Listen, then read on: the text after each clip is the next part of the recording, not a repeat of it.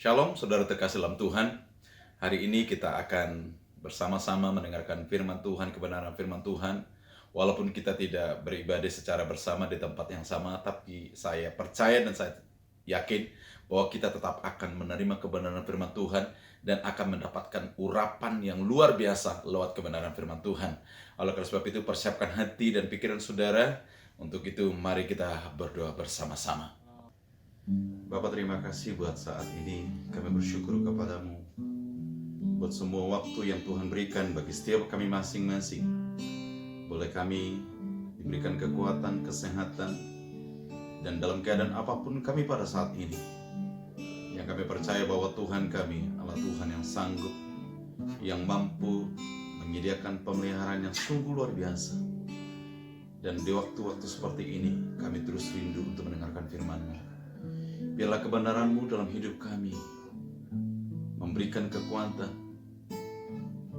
untuk kami tetap mengikut Engkau.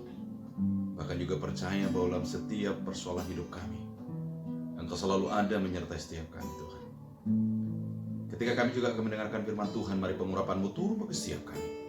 Dan pengurapan itu yang mengajar kami, memampukan kami mengerti apa yang Tuhan inginkan dalam hidup kami, supaya kami hidup hanya untuk menyenangkan Tuhan. Dalam nama Tuhan Yesus, kami bersyukur kepadamu. Amin. Saudara yang terkasih dalam Tuhan, pada saat ini kita akan mendengarkan firman Tuhan, kebenaran yang Tuhan sediakan bagi setiap kita. Dimanapun saudara mendengarkan akan channel ini, saya sangat percaya bahwa saudara sedang dalam keadaan terus berpengharapan kepada Tuhan. Saya sangat yakin di hari-hari ke depan pun bahwa firman Tuhan akan tetap berlaku bagi saudara dan saya. Dan jangan pernah meragukan firman Tuhan, sebab Tuhan berkata, sekalipun dunia ini berlalu, tetapi firman Tuhan tidak akan pernah berlalu dalam hidup kita. Mari kita akan dengarkan firman Tuhan. Saya mengambil dari 2 Raja-Raja 6 ayat yang ke-24 sampai dengan ayat yang 33. Dan juga nanti kita akan lanjutkan dari 2 Raja-Raja 7 ayat yang pertama sampai dengan ke-20. Mari kita akan bacakan.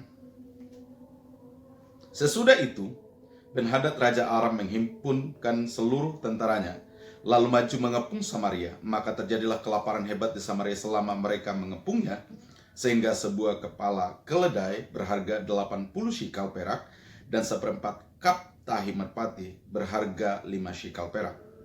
Suatu kali ketika Raja Israel berjalan di atas tembok, datanglah seorang perempuan mengeduhkan halnya kepada raja sambil berseru, "Tolonglah ya tuanku." Jawabnya, "Jika Tuhan tidak menolong engkau, dengan apakah aku dapat menolong engkau? Dengan hasil pengirikankah atau hasil pemerasan anggur?" Kemudian bertanyalah raja kepadanya, "Ada apa?" Jawab perempuan itu, "Perempuan ini berkata kepadaku, berilah anakmu laki-laki supaya kita makan dia pada hari ini, dan besok akan kita makan anakku laki-laki. Jadi kami memasak anakku dan memakan dia. Tetapi ketika aku berkata kepadanya pada hari berikutnya, berilah anakmu supaya kita makan dia, maka perempuan ini menyembunyikan anaknya." Tak kala raja mendengar perkataan perempuan itu, dikoyakkannyalah pakaiannya, dan sedang ia berjalan di atas tembok, kelihatanlah kepada orang banyak bahwa ia memakai kain kabung pada kulit tubuhnya. Lalu berkatalah raja, "Beginilah kiranya Allah menghukum aku, bahkan lebih daripada itu, jika masih tinggal kepala Elisa bin Safat di atas tubuhnya pada hari ini." Adapun Elisa duduk di rumahnya, dan para tua-tua duduk bersama-sama dengan dia. Raja menyuruh seorang berjalan mendahulunya, tetapi sebelum seluruh suruhan itu sampai kepada Elisa, Elisa sudah berkata kepada para tua-tua itu, "Tahukah kamu bahwa si pembunuh itu menyuruh orang untuk memenggal kepalaku? Awas-awaslah apabila suruhan itu datang. Segeralah tutup pintu dan tahan diri supaya orang itu jangan masuk. Bukankah sudah kedengaran bunyi langkah tuannya di belakangnya?" Selagi ia berbicara dengan mereka, datanglah raja mendapatkan dia. Berkatalah raja kepadanya, "Sesungguhnya malapetaka ini adalah daripada Tuhan. Mengapakah aku berharap kepada Tuhan?" Saudara, kita akan lanjutkan nanti pembacaan di dalam 2 Raja-Raja 7 ayat yang pertama sampai 10. Alkitab mencatat bahwa ada ibu-ibu mengadu kepada rajanya.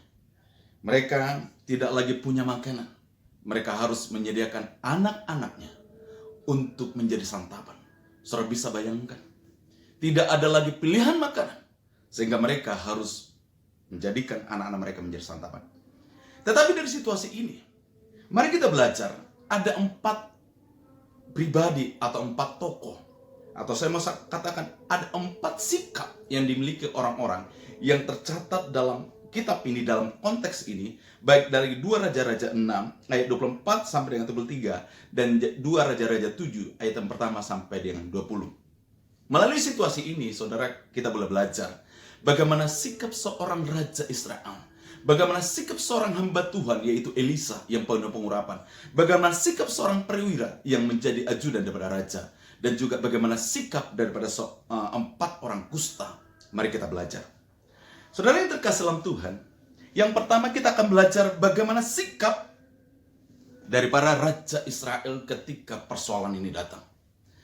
Dia memperkatakan, mengapa kita perlu berharap lagi kepada Tuhan? Dan dia mempersalahkan justru bukan menyalahkan dirinya, tetapi justru dia mempersalahkan adalah Elisa.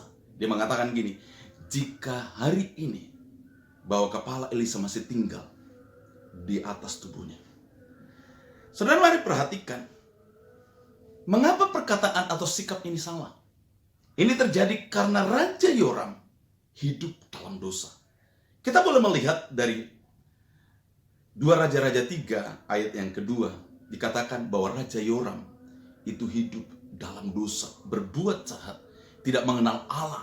Padahal Allah mereka, Allah Israel, Allah yang membawa mereka keluar dari tanah Mesir, masuk kepada tanah perjanjian. Ingat, bahwa seseorang yang memiliki sikap ini, yang sering menyalahkan orang lain, bahkan berani untuk menyalahkan Tuhan, tentunya yang keluar dari mulutnya adalah sesuatu yang tidak benar. Yaitu ada dosa dalam dirinya, sehingga suka menyalahkan orang lain, menyalahkan Tuhan atas segala situasi yang dialaminya. Mari kita merenungkan, saudaraku, keadaan sekarang ini. Kalau kita mau belajar, yang terjadi adalah kita sering menyalahkan entah orang yang terdekat dengan kita, atau mungkin pemimpin kita, atau mungkin pasangan kita, atau mungkin anak-anak kita, atau mungkin orang tua kita, atau mungkin siapapun yang membuat kita merasa bahwa mereka yang membuat terjadinya masalah ini. Saudara, kenapa ini terjadi? Yang pertama, karena kita tidak mengenal Tuhan dengan benar. Sama seperti Raja Yoram. Dia mempersalahkan situasi, dia mempersalahkan orang lain, bahkan dia berani mempersalahkan Tuhan. Kenapa ini terjadi? Karena dia hidup dalam dosa. Tidak mengkoreksi diri, tidak mengevaluasi diri, tidak melihat ada sesuatu teguran Tuhan dalam masalah yang dialaminya. Saudara, bukan kadang-kadang kita menemukan banyak orang di luar sana mengalami hal yang sama. Ketika terjadi masalah dalam hidupnya, dia bukan cari Tuhan, bukan lari kepada Tuhan, bukan mendengarkan isi hati Tuhan, bukan mendengarkan firman Tuhan, tetapi yang terjadi adalah mencoba mengkambing hitamkan orang lain atas situasinya. Sama dengan Raja Yoram, saudaraku. Raja Yoram ini mempersalahkan Elisa. Dia mempersalahkan, bahkan Tuhan dipersalahkan atas terjadinya kelaparan. Padahal sesungguhnya kalau ditarik pun satu garis, yang terjadi adalah pengepungan yang terjadi. Ben-Hadad sedang melakukan pengepungan atas dosa dan pelanggaran daripada Yoram. Yoram tidak cari Tuhan. Seandainya Yoram cari Tuhan, maka pembelaan Tuhan akan dilakukan. Bukankah seharusnya sebagai raja juga Yoram ini mampu memberikan pertolongan kepada 2 perempuan yang memakan anaknya? Mari kita merenung sejenak. Yoram sebagai raja yang memiliki kekuasaan, tetapi dalam situasi ini Yoram tidak berhasil, bahkan tidak mampu untuk memberikan pertolongan kepada rakyatnya, kepada orang-orang yang seharusnya diberikan pertolongan. Bahkan Yoram dalam situasi ini, dalam kebingungan. Kalau semua katakan kepada saudara di tempat ini, situasi yang demikian, bukankah sedang kita alami saat ini? Kadang-kadang dalam situasi yang demikian, kita sering mencari kambing hitam, mempersalahkan orang lain, dan terlalu banyak bicara tentang kesalahan orang lain, bukan mengkoreksi diri kita. Ayo, mari kita koreksi diri kita. Saya melihat satu perbedaan antara sikap Yoram menghadapi masalah dengan Yusuf dengan Daud. Waktu Yusuf menghadapi persoalan, dia tidak mengeluh, dia tidak sedang mempersalahkan saudaranya. Tapi Yusuf pada akhirnya dia berkata begini, engkau mereka-rekakan yang jahat, tapi Tuhan membuatnya baik demi memelihara satu bangsa. Bagaimana dengan Daud? Waktu terjadi satu peristiwa kesalahan atas bangsanya, Daud berkata, itu menjadi salahnya. Saudara bisa baca ketika orang Israel dihitung jumlahnya pada kisah 2 Samuel. Daud berkata, bukankah aku yang bersalah beserta seisi keluargaku? Kenapa engkau menghukum bangsa ini? Saudara perhatikan betapa gentlenya Daud. Tuhan menghargai orang-orang yang melihat bahwa setiap masalah bukan mempersalahkan orang, tapi adalah dalam rangka mengoreksi diri dan mendekatkan diri kepada Tuhan. Bahkan juga peristiwa pertama di Taman Eden, ketika Hawa, ketika Adam, mereka tidak menghentikan dosa itu pada dirinya sendiri, tetapi mempersalahkan orang lain. Bagaimana Hawa mempersalahkan ular, Adam mempersalahkan Hawa. Bukankah seharusnya Adam berkata sebagai kepala, sebagai pemimpin atas keluarganya, berkata, aku yang salah. Saudara, sikap Yoram dalam situasi ini, dalam situasi masalah ini, bangsanya mengalami satu situasi yang buruk, seharusnya bukan orang lain yang dipersalahkan, tetapi dia mesti mengevaluasi sikap hidupnya selama ini dengan Tuhan. Yang kedua, saudaraku, kita akan belajar bagaimana sikap yang kedua adalah sikap daripada Elisa. Elisa ini menjadi gambaran daripada pengurapan, yaitu hamba Tuhan yang mengalami pengurapan double portion. Ingat ketika Elia mau terangkat ke surga, dan Elisa sebelumnya terpanggil untuk menjadi pengganti daripada Elia. Elisa meminta kepada Elia, jika boleh 2 bagian, artinya double portion pengurapan yang dimiliki oleh Elia. Elisa punya kerinduan untuk mengalami double portion. Akhirnya dia mengalami ketika dia melihat Elia naik ke surga, dan dia mengalami pengurapan double portion. Nah, sikap Elisa di saat terjadi pengepungan atas orang Israel yang dilakukan oleh Ben-Hadad, Raja Aram, justru Elisa memperkatakan firman. Dia mempercayai kuasa Tuhan. Dikatakan di dalam 2 Raja-Raja 7 ayat yang pertama. Saudara, mari kita buka 2 Raja-Raja 7 ayat yang pertama. Dikatakan begini, lalu berkata Elisa, dengarlah firman Tuhan, beginilah firman Tuhan, besok kira-kira waktu ini sesukat tepung yang terbaik akan berharga sesikal, dan 2 sukat jelai akan berharga sesikal di pintu gerbang Samaria. Saudara, bukankah keadaan ini sangat bertolak belakang dengan situasi yang dialami oleh orang Israel? Orang Israel pada saat itu mengalami kelaparan. Bahkan dikatakan orang makan anaknya. Tetapi Elisa datang dari keyakinan akan Tuhan yang berkuasa atas segalanya. Dia memperkatakan firman. Dia mempercayai kuasa Tuhan. Saudara, fakta boleh saudara lihat di depan saudara. Fakta boleh saudara perhatikan seperti itu. Tetapi ketika saudara memperkatakan firman, itu bisa mengubah. Bukan cuma mengubah kehidupan saudara, tapi bisa mengubah lingkungan saudara, keluarga saudara, dan bahkan mengubah satu bangsa. Elisa adalah gambaran pengurapan, di mana Elisa sebagai pengganti Elia meminta pengurapan yang double portion tersebut. Dan saat Elisa terangkat ke surga dan pengurapan itu terjadi, saudara, apa yang terjadi? Elisa ini adalah orang yang mengalami banyak mukjizat 2 kali lipat dari mukjizat yang dialami oleh Elia. Dahsyat Tuhan. Saudara, Elisa memiliki firman Tuhan dan tentunya memiliki pengurapan sehingga sepanjang hidupnya, perhatikan, Elisa melakukan hal-hal yang ajaib.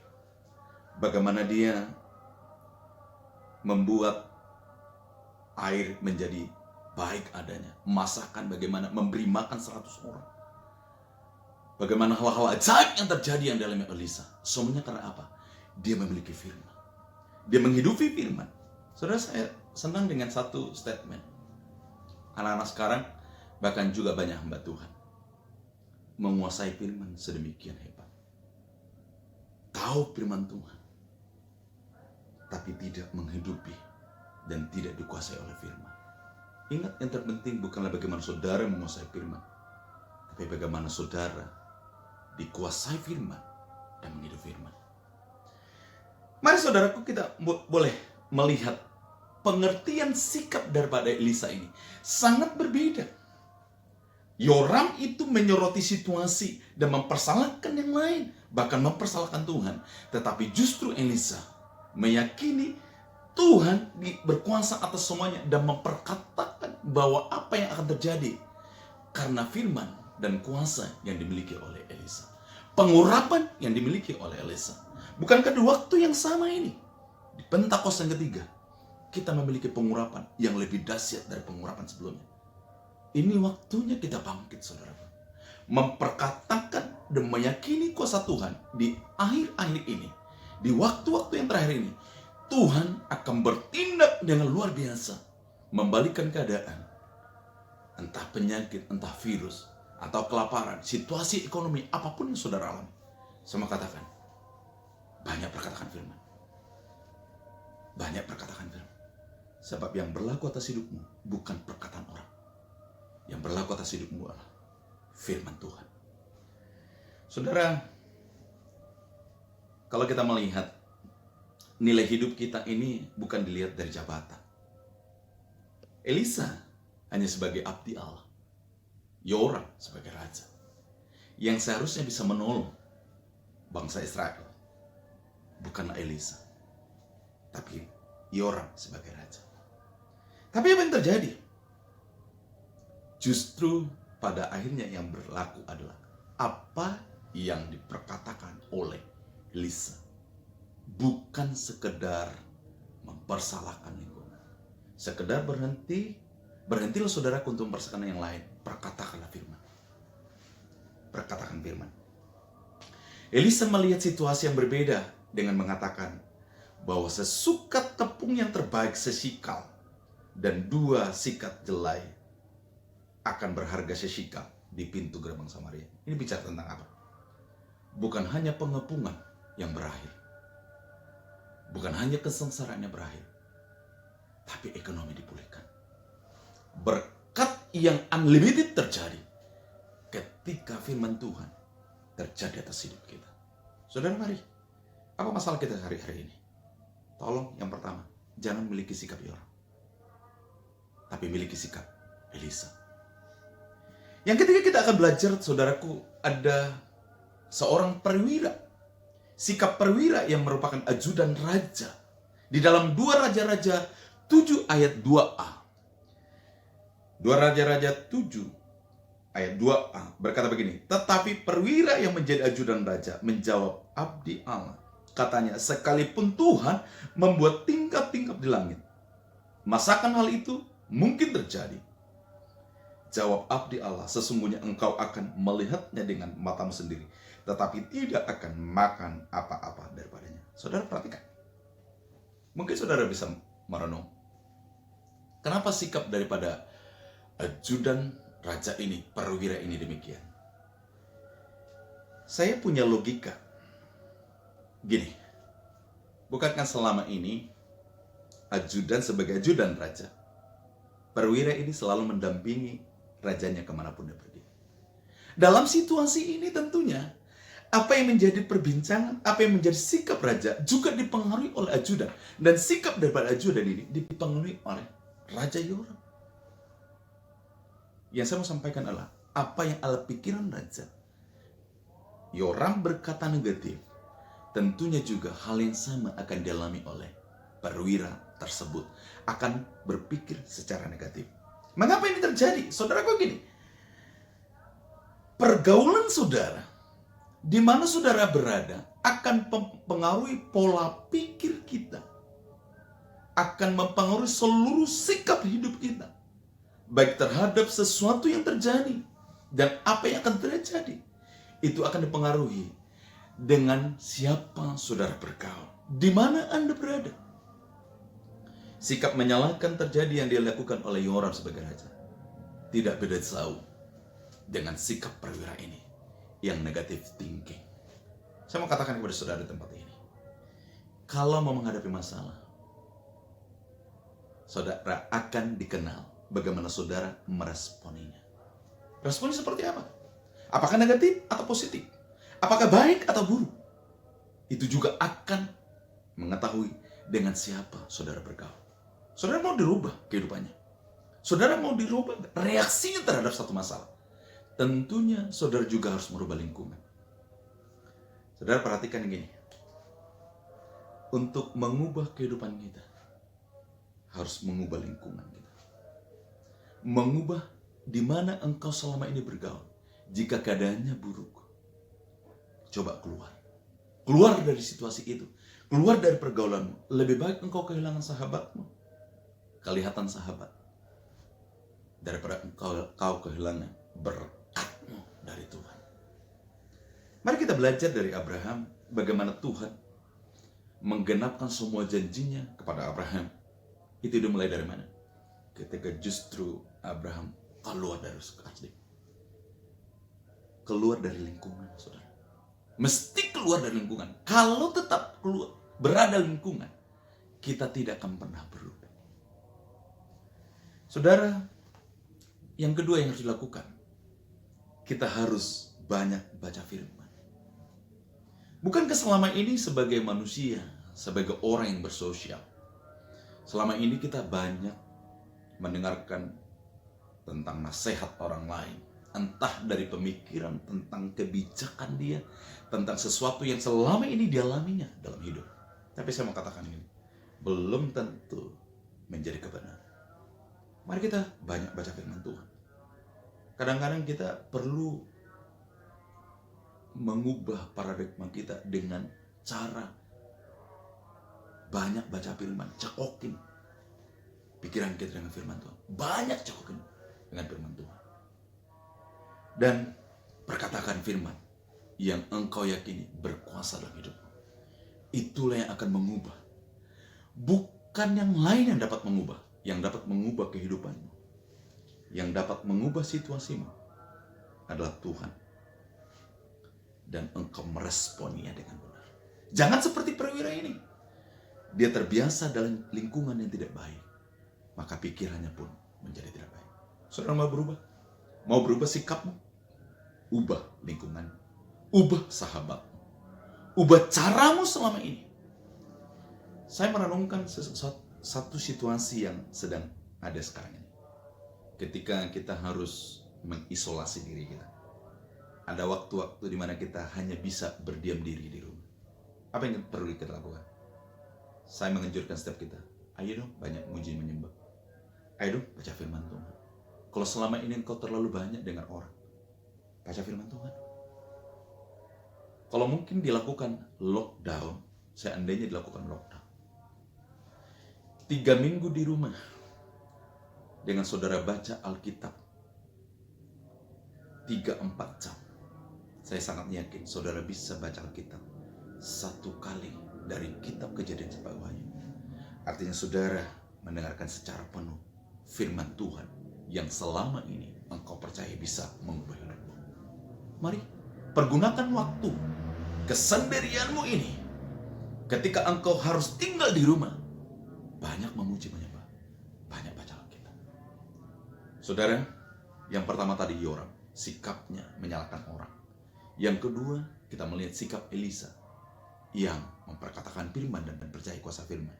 Yang ketika kita lihat sikap negatif dari perwira yang menjadi ajudan ini. Saudara, yang keempat, kita akan belajar dari sikap 4 orang kusta yang memiliki sikap berserah, pasrah, namun bertindak. Mereka bangkit. Mereka bukan cuma berserah, tapi mereka mengambil satu inisiatif. Mereka keluar. Kita akan baca, saudaraku, 2 Raja-Raja 2, 2 Raja-Raja 7, ayat yang ke-3 sampai dengan 10. Saya akan bacakan kepada saudara.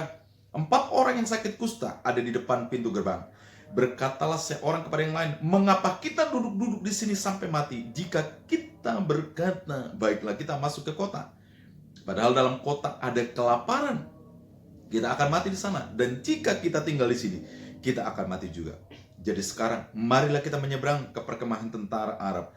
Jika mereka memberikan kita hidup, kita akan hidup. Dan jika mereka mematikan kita, kita akan mati. Lalu pada waktu senja, bangkitlah. Perhatikan, bangkitlah.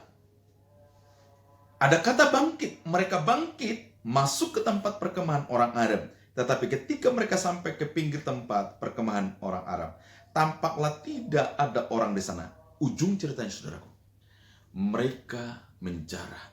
Mereka memiliki berkat atas apa yang mereka lakukan. Mereka bertindak, mereka tidak diam saja. Mereka keluar dari situasinya.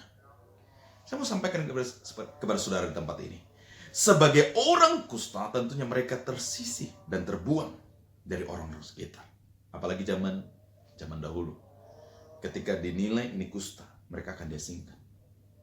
Saudara, mereka tidak hidup memiliki status sosial yang baik. Dan tentunya mereka terbuang. Bagaimana situasi kita? Masalah kita sekarang. Dalam tanda petik terbuang. Terbuang dari mana? Terbuang dari keluarga? Pergaulan? Tidak apa-apa. Tetapi yang paling penting, jika kita memiliki sikap seperti orang kusta ini, dikatakan ini. Mereka berserah dan mereka bangkit. Jangan diam. Situasimu, sekalipun engkau tahu banyak hal, tetapi ketika engkau tidak bertindak dari apa yang engkau tahu, tetap sama saja. Tidak akan mengubah apa-apa, saudara. Saudara, mari kita belajar dari sikap mereka ini. Sekalipun terbuang, akhirnya mereka membawa kabar yang sungguh luar biasa. Mereka yang mengubah situasi kota yang terkepung, yang mengalami kelaparan. Saya mau katakan gini, keempat orang kusta ini adalah orang yang mengalami penggenapan apa yang disampaikan oleh Elisa. Dikatakan bahwa makanan akan murah. Dikatakan harganya sesikal, saudara. Tidak ada artinya. Yang tadinya kelaparan menjadi kelimpahan. Kalau mau mengubah kehidupan kita, saudaraku, kalau engkau mau mengalami, engkau kelaparan rohani, engkau kelaparan secara fisik, mari, jangan pernah engkau diam. Miliki hati yang berserah, tapi tetap bangkit. Bangkit, saudara. Sama seperti anak yang hilang. Dia mengalami satu situasi penderitaan, mengalami kemiskinan ketika anak yang bungsu ini mengalami penderitaan di tanah rantau. Dia mengambil keputusan kembali. Balik dong. Mari kita balik, saudara. Balik kepada Tuhan. Bangkit, saudara. Saya sangat percaya bagi setiap kita, dalam situasi apapun, jika sikap kita benar, respon kita benar, dan kita bangkit, maka kita akan mengalami hal-hal yang baik. Mungkin selama ini orang tidak memperhitungkanmu, tetapi jangan pernah diam, saudara. Tetaplah lakukan sesuatu. Entah itu akan mengubah hidupmu terlebih dahulu, tetapi yakinlah, di kemudian akan mengubah lingkungan, mengubah keluargamu, mengubah masyarakat, bahkan bisa mengubah bangsa. Saudara, kita mungkin sebagai orang Kristen, kita mungkin orang yang tidak diperhitungkan, enggak dianggap apa-apa. Tapi saya mau katakan ini, come on, bangkit. Karena Tuhan menyediakan sesuatu yang besar di depan. Saudara, yang terakhir saya mau katakan ini, sebagai orang Kristen, bukankah hari-hari ini kita diberikan kuasa Roh Kudus? Di Pentakosta ketiga ini, kita akan dipakai dengan dahsyat. Engkau anak-anak muda, generasi Yeremia, engkau sedang dipersiapkan Tuhan untuk menjadi alat Tuhan yang sungguh-sungguh membawa banyak jiwa menuai di akhir zaman ini. Engkau orang tua juga akan dipakai. Semua generasi akan dipakai Tuhan. Tapi bagaimana sikap kita di tengah masalah yang ada sekarang? Bangkit. Jangan seperti orang. Jangan seperti perwira itu. Tapi mari kita seperti Elisa. Dan mari kita seperti 4 orang kusta yang berserah dan bangkit. Mempercayai firman Tuhan dan memperkatakan firman Tuhan seperti yang Elisa lakukan. Kuncinya, banyak-banyak firman. Banyak intim dengan Tuhan. Sudah perhatikan begini. Ketika kita menjadi saksi, ketika kita dipenuhi oleh kuasa Roh Kudus, kita menjadi saksi atas keluarga kita. Dan dari itu kita akan mulai keluar sampai ke ujung bumi. Kita menjadi saksi. Dan saya sangat percaya, di tahun dimensi yang baru ini, sesuatu yang baru akan kita alami. Tapi jangan pernah diam. Berbeda. Mari menjadi manusia yang berbeda. Berbeda dalam tangan Tuhan. Di tahun Pentakosta yang ketiga ini, Tuhan pakai kita semuanya menjadi messenger daripada Tuhan.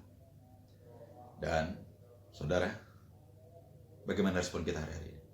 Saya mengajak setiap kita dimulai dengan respon seperti Elisa dan dilanjutkan dengan respon keempat orang kusta. Perkatakan firman, percayai firman, hidup dalam keintiman, berserah, dan bangkit. Tuhan Yesus memberkati kita semuanya. Amin.